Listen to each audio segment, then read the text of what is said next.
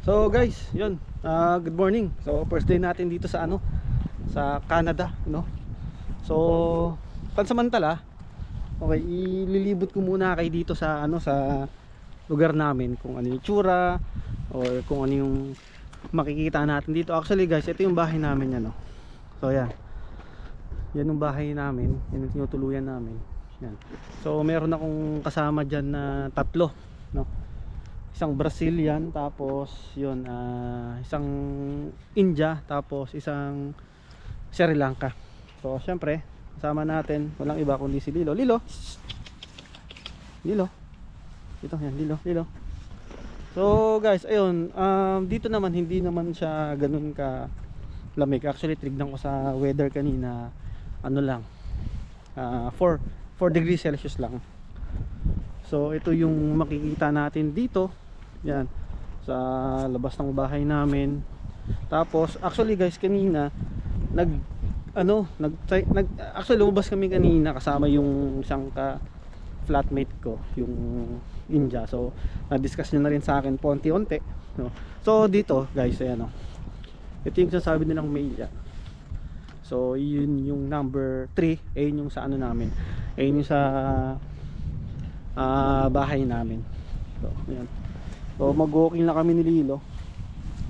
Actually ano lang nga siya, inip na sa loob ng bahay, no? Buti nga marunong na marunong nang mag lakad, kasi nung nasa Riyadh kami, talagang hindi siya naglalakad.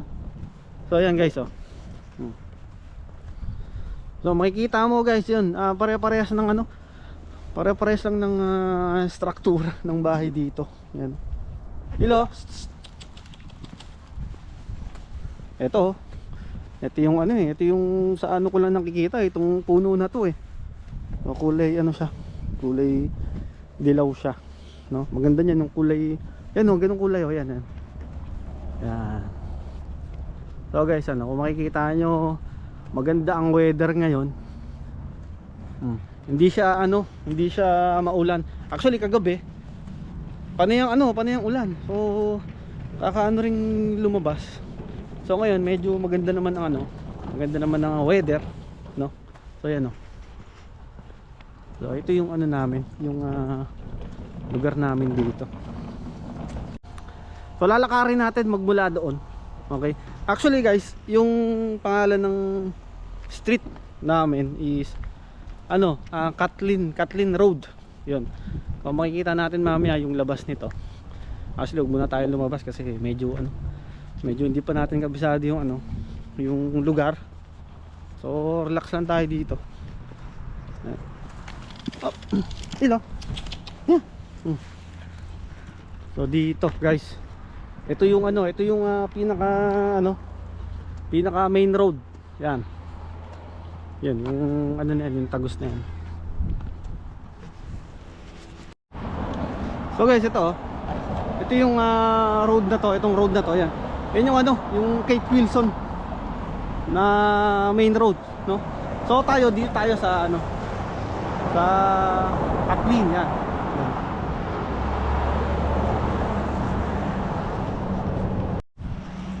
Oy, dito. So guys, ayun, kung makikita mo yung lugar dito, talaga siya. Actually guys, nasa kami, nasa Chilliwack. So isang oras lang biyahe papuntang Vancouver. So dito ang Chilliwack, isa sila sa sa malaking producer. Napagkakalam ko dito sa Canada, kasi mayaman sila sa rito, sa farm, ganoon. Tapos lalo mga mais, yan. Kilala sila sa isa sa mga producer ng mais dito sa Canada. Tapos ito pa guys, ito nalaman ko rito, yung yung tubig nila rito. Okay, yung tap water nila, pwede mong inumin dito, no? Kasi nasabi sa akin nung kasama ko na isa ang Chilliwack sa merong pinakamalinis na tubig. Yun. Actually guys, medyo umaambon na rin. So yan, pakita ko sa inyo ulit. Okay. So medyo umaambon na rin. So yun, sama ko kayo ulit sa sa susunod na labas natin.